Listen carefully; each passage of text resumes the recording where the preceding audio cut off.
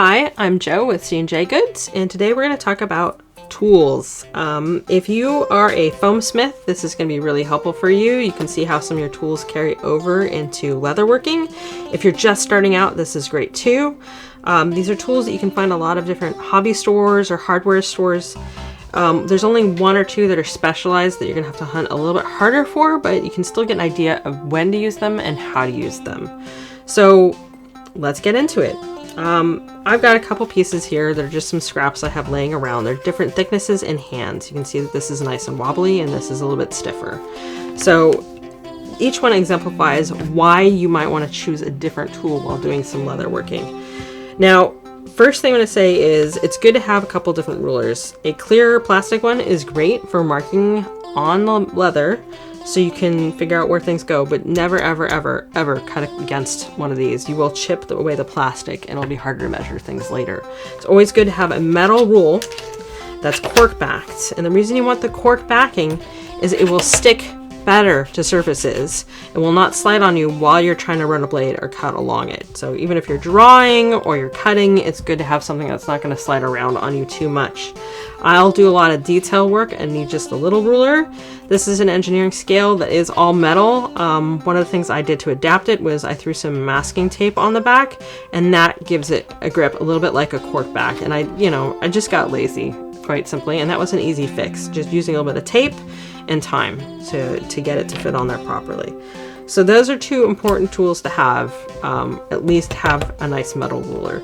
It's good to have the plastic one, not dire. If you're working off a pattern, you absolutely don't need to have a plastic one usually. If you're going to do straps or wraps and things, we're going to get into all of that. So yeah. All right. So the reason why you might want to choose one tool over another is going to be this piece right here is going to be the biggest example. If you see, I'm stretching this. You can see the pattern on it and how I can get it to go like that. Now, I love using X-Acto knives. I grew up playing with them, using hobby knives. It's easy to get replacement blades. There's a lot of fine tip control that you can get with it. Wouldn't really use it on the foam because it would get dull as dishwater in two cuts. This is not something you can resharpen easily. Leather is less likely to dull than foam because it is less dense. That's part of the reason why you have to sharpen those utility knives all the time when you're working with foam. Now, I always keep a ton of spare blades handy, and one of the things I will do is I will dispose of them in a sharps container. This is one of those medical ones knocking around. It was only a couple bucks, so worth the investment. When that gets nice and full, I will go and recycle it properly. If you just throw an X-Acto knife in the trash, you are asking to cut your hands when you take the trash out. If you are going to dispose of things that way because you're not doing them very often, just a quick hint, take a piece of masking tape, okay, and wrap the blade and make sure the fold is away from the blade, okay? And that's a nice way to make sure you don't actually cut yourself when you go to take it out the trash, all right? So if you're not going to be going through a lot of blades, that's a good way of disposing of them a little bit more safely. So just something to keep in mind. Nobody wants people bleeding to the trash. Okay, so X-Acto knives have their place and time. If I go to use this, and I'll do this without the ruler so you can see, when you're cutting with an X-Acto knife, you're pulling and stretching. So if you see, the leather is stretching here, and I'm actually curving it because it's moving around with the blade. So if I wanted to do a straight cut, I sure as heck wouldn't freehand it like that. I would absolutely get a ruler. You can see that this point here, not very straight. Okay, and that is one of the dangers of using an X-Acto to just do straight pulls on something that's this floppy. If I go to do it on this piece, it will not stretch. That is a much straighter line, just free-handed, and didn't take that much effort. Okay, so there's a time and a place to use each tool. This is a simple rotary blade. There's a little guard on there to protect the blade from getting caught in other things. I am less fond of these. I avoid them like the plague. Again, I love these, so there's a reason for that. However, this does have an advantage. If you're cutting something that's soft like this that will stretch as you go to pull it, this pushes right down and gives you a nice clean cut without having to worry about it pulling the leather around. So that's a much sharper straight line with just pushing straight down and going in a line. This will, however, is harder to get into tight turns. So mixing and matching, always a good plan. Now scissors, if you're going to do a straight line, can be a bit tricky because you can only get so far before you need to open them up again and go again. And one of the reasons that this makes me bonkers is you can actually have an unclean cut here and not realize it until later. This is one of the little sneaky things. If you do this a lot, you can see it's compressing the leather and that this edge isn't as straight as it could be. So it's also, if you're trying to pick up something mid-curve, you can get a little point that you weren't expecting to have happen. This is when I tend to use scissors, right here, getting off little extra bits.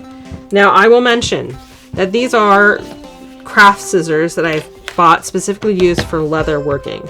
These do not get used on anything other than leather. If you ever met somebody who's a seamstress and you try to pick up their sewing scissors and you're like, oh, I'm just gonna cut this piece of paper out, they will beat you to an inch of your life because they do not get used on anything other than the purpose they're for. They're sharp, they're nice and strong, they're good, comfortable grip. They're not inexpensive necessarily, but they're a lot better. So if I'm gonna cut out paper patterns or anything that I need to that's not leather, I grab my crappy scissors. And these are ones that I just picked up for a couple bucks that I use on paper and I don't worry about them. These stay nice and sharp because I use them on the proper project and I don't cheat and use them on anything else. So when I go to cut with them, I can get a nice clean cut. Now I do end up sharpening these about every third or fourth project just to keep them extra sharp. It just depends on how big the project it is and how much leather I am cutting, but they are very nice. I treat them well. Another very useful tool, if you're going to do a lot of straps and straight lines, I know that a lot of foam armors require straps to keep them on. This is a useful leather working tool. I imagine you could use it for the foam, but again, because the foam is so dense, it will dull the blades on this. So the way this one works is it's got a blade right here in the tip. I know that's hard to see. The blade faces towards the ruler here. There's a little ruler etched into this. Okay, and you'll set this for how thick your leather is going to be. All right, so what you do is you put it in here. Okay, this is a little nut that tightens there, and you're going to set to how wide you want your strap to be. So if I wanted a 1/2 inch strap, I'm going to do that. I'm going to figure out how wide my leather is, and then I'm going to clamp it. Oops.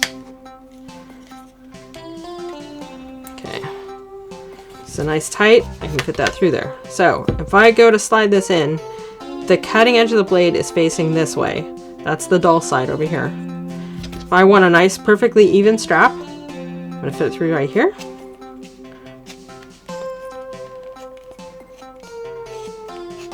Okay. And make sure that the leather stays up against the wood handle here. And pull it clean. And that is a nice, perfectly even 1/2 inch strap.